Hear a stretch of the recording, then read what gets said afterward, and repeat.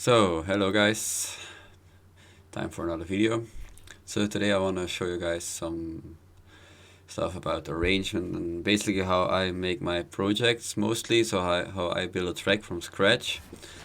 Um, I thought about this a lot like the last few days, that's why I waited to make the video, because it's not so easy to show this, because I basically had to show you how I make the whole track, and that takes like a few days.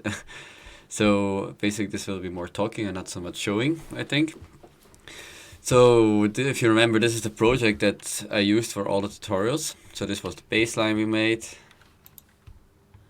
And this in the front here is the buffer. We recorded some parts of it. I will show you how it sounds in a second. Then the percussion, I didn't show you yet how I made this. That will be another video, but I think percussion everybody can make, the basic percussion. But I will still make a video of this. These were all the sounds I recorded, and here also in the end I recorded some other stuff for atmospheres and stuff. I will also show you this in a separate video how I did this.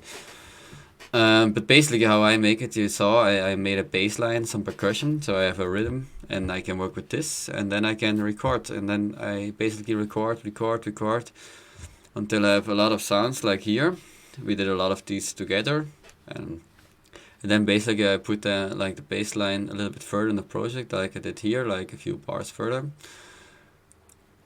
And then I start making, like here I made already some rhythmic stuff, but this will always change, In the end, it's important that, how do I say it? That you always can work backwards also, So now I have already like 1 minute and 10 seconds, and I worked on this maybe 15 minutes, yesterday, like to prepare for this video. And sometimes I work like a few hours and I'm like at 5 minutes already, but then like I listen again, I make in the end some nice cool sounds. I think, wow, this one would fit in the front also really good, and then I work backwards again. So important, I think, in my opinion, is not to just work forward but also work backwards, That's how also I make the intro sometimes. Sometimes I have like a clear concept in my head and I make like, this is the intro I'm gonna make and the track will follow. But mostly you have a concept for a track, you start making the track, and then I go back to the intro. So I leave space for the intro, or I put the whole project in the back later, and then I put an intro in front of it. And I use sounds from the track in an intro. That's the main thing, then everything sounds really good together. So that's the important part about working backwards. Also, always I keep all the sounds that I made in the back of the project, so I will always put them more further and always keep them. Everything, also stuff that MIDI stuff that I recorded, or sounds that I recorded with effects, then I also keep the original sound always to make maybe something else. That's important, I think, to have a good structure with sound, that you have a big library of sounds that you made for this project. So I can show you guys how this sounds, and then you can hear what I made from the stuff that we recorded in the other videos. The intro is like almost empty, that's what I meant. I didn't make the track, so I don't have sounds for the intro yet. So let's hear it.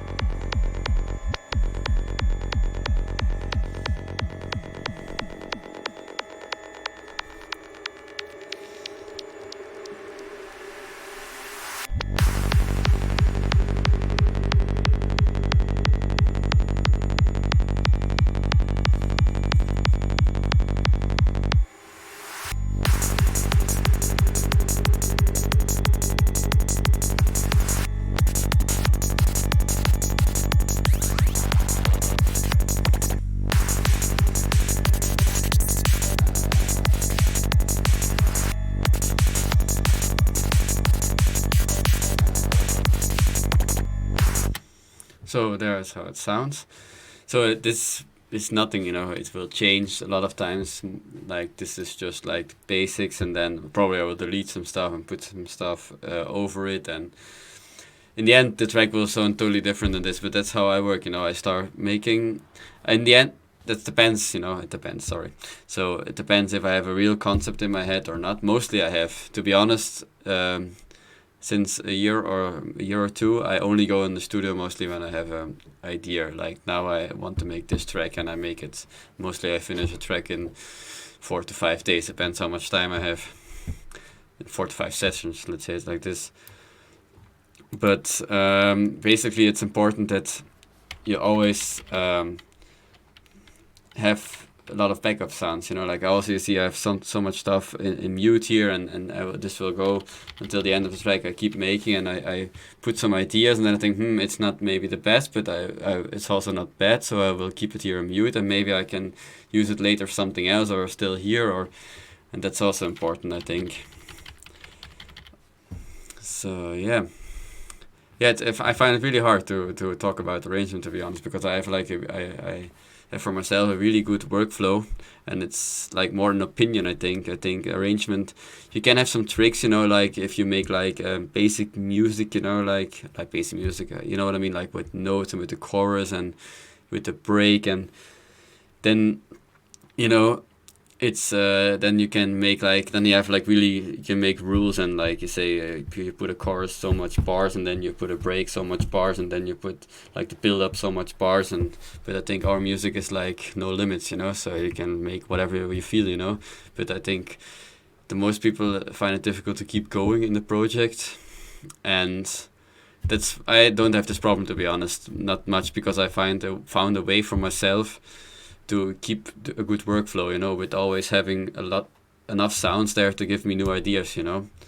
Sometimes I make like, I have a part which is totally not finished, you know, like here in the front, this is nothing, you know, just a bass line and this, but I know I will finish it later with other sounds that I make later in the track, so I leave it open. Don't get stuck on one part in the track, you know, just go further, and you will get back to the other part with new ideas, because you get new ideas when you go further. So I notice this when I work with some people together on collabs and stuff, that they get too much stuck on 1 minute or it's just a few seconds in a track. And I was like, man, you can come back later, just work, and then don't blow your energy on this one, you know? And that's, yeah. So I basically always, when I start a track and I know what I'm gonna do, I finish a track in at least 1 week, you know? So in a few sessions. Like finish, you know, like the basics and everything. I still have to mix down and stuff like this, but yeah. So basically, like, I think it's important to make always a break. That's my opinion now. I think you guys know my music, and I always make in every track almost a break. I have a few tracks straightforward, but I'm not a fan like some people. Just when I hear sets, and when I'm on festivals where I play and I hear sets from some guys, I think, wow, such a nice music, but it's like all the time straightforward, and the people have like no time to rest, and they or time to come down and then get the climax again that they want, you know. Like it's always good to take the people down with you in the track and then smash them in the face again with a nice drop, you know. So I will make this track further for all the tutorials, and then you can see the process, you know, how I get further all the time. But I think it's hard to make the track in a video, because it's not, we're not making dubstep here, you know. It's not like just a few lines here. It's a whole process. I don't know how long it's gonna take, but I will try to take you guys with me on this journey for this track, and then you can see how I make it. So, but now you have like my opinion and my tips on arrangement, and I hope it helped you guys. If you have any questions, you can always comment below the video or write me a personal message. It's no problem. I had already a few messages from you guys, and I'm happy to help you guys privately also, you know. I'm just so happy that you guys support me, and I also hope I can help you guys with some stuff, you know. So yeah, this will be it for arrangement. Like I said, a lot of talking, not much doing. And yeah.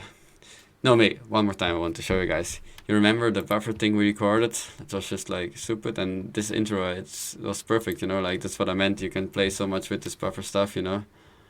Like,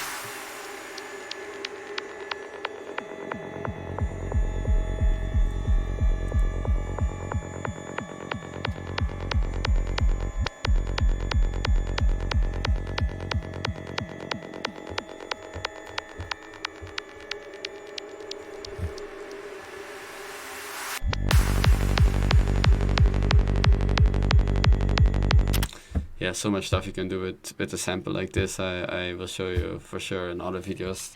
Like this buffer stuff, it's like it controls all my tracks. Like I can do so much stuff, endless stuff with this.